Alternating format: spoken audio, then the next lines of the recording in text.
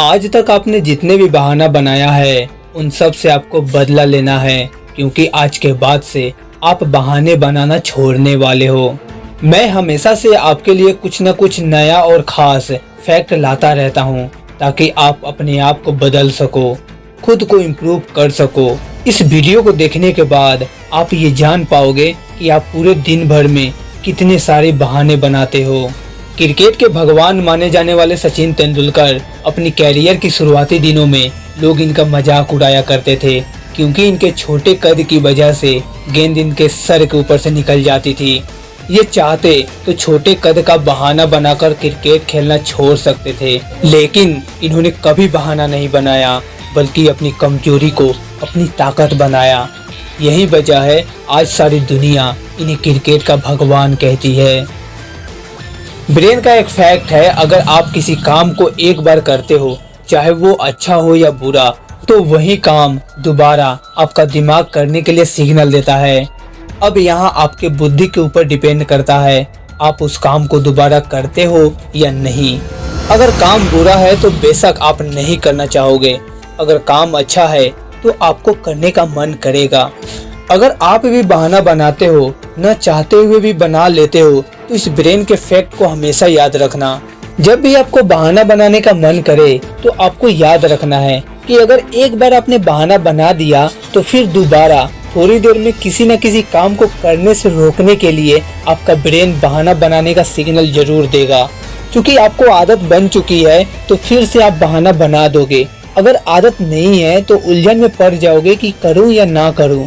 Simple सी बात है, कोई भी बुरी चीज हो, अगर आपको छोड़ना है तो उसे एक बार भी मत कीजिए, मतलब एक बार भी आपको नहीं करना है।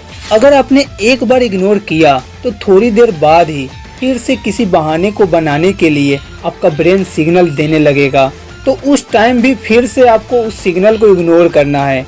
मुझे पता है दोस्त, ये इतना आसान नहीं है, लेकिन दोस्त आपको उन सफल लोगों को भी देखना चाहिए जिन्होंने इस तरह के कारनामे कर दिखाए हैं और काफी सक्सेस पाई है।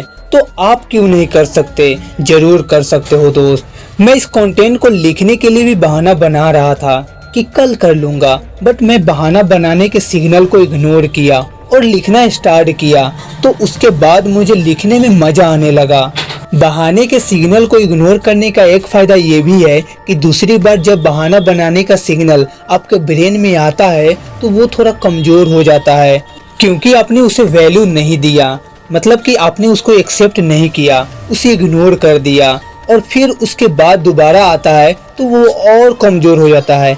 ऐसा करते करते वो इतना कमजोर हो जाता है कि आपके ब्रेन में तो आता है, आपको एहसास भी होता है, लेकिन आप उसे नॉर्मली रिमूव कर पाते हो, आपको पहले जैसा परेशानी नहीं होती। जब रेगुलर इस तरह से मेहनत करते हो तो कुछ ही दिनों में ये आपकी हैबिट बन जाती है। और फिर दोस्त आपको पता ही है, किसी भी हैबिट को तोड़ना इतना आसान नहीं होता, चाहे वो बुरा हैबिट हो या अच्छा हैबिट हो। लेकिन हमें अच्छी हैबिट बनाने के लिए बहुत मेहनत करनी पड़ती है, और वही बुरी हैबिट बनाने के लिए कोई मेहनत नहीं करनी पड़ती। थोड़ी सी लापरवाही की वजह से हमारे अंदर वो प्रवेश कर जाती है और हमें पूरी जिंदगी भर मुश्किलों में डालती रहती है। इसीलिए हमें सेल्फ डिसिप्लिन की आदत बनानी चाहिए।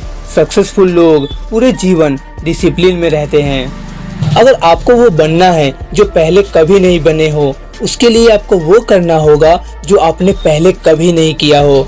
उन स्किल्स को सीखो और प्रैक्टिस करो जो आपने पहले कभी नहीं किया है। मतलब जिस काम में आपका पैशन है उसे करो।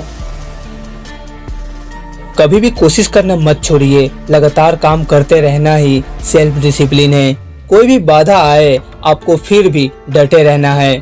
हर बार जब आप कुछ करने के लिए खुद को अनुशासित करते हो तो आपका आत्मसम्मान बढ़ता है। इसीलिए हर बार खुद को कहो, मुझे कोई रोक नहीं सकता, मैं कभी हार नहीं मानूंगा। खुद पर अफसोस मत जताओ। कितनी बार गिरे हो इससे कोई फर्क नहीं पड़ता दोस्त, आप कितनी बार फिर से खड़े होते हो ये इम्पोर्टेंट है।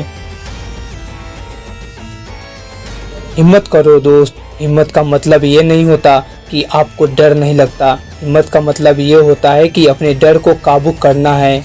बहादुर इंसान खुद को ट्रेंड करता है डर का सामना करने के लिए, जबकि एक कायर डर को अपने आप को काबू करने देता है।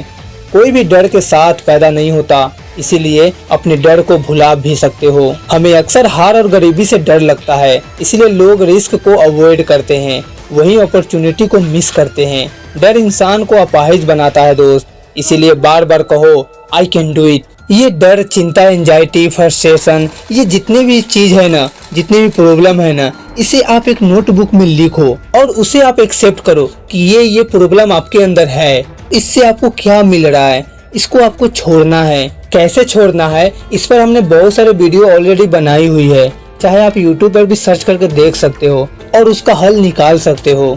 अगर आप कुछ भी नहीं करोगे तो फिर आप उसमें और फंसते चले जाओगे, उसके बाद आपको बर्बाद होने से कोई नहीं रोक सकता, कोई नहीं। तो मुझे पूरा उम्मीद है आप मेहनत करोगे अपने बुरे हैबिट को छोड़ने के लिए और एक अच्छे हैबिट को बनाने के लिए। तो ये वीडियो आपको कैसे लगी कमेंट में बताओ और चैनल को जरूर सब्सक्राइब करो। जय हिंद, वंदे मातरम।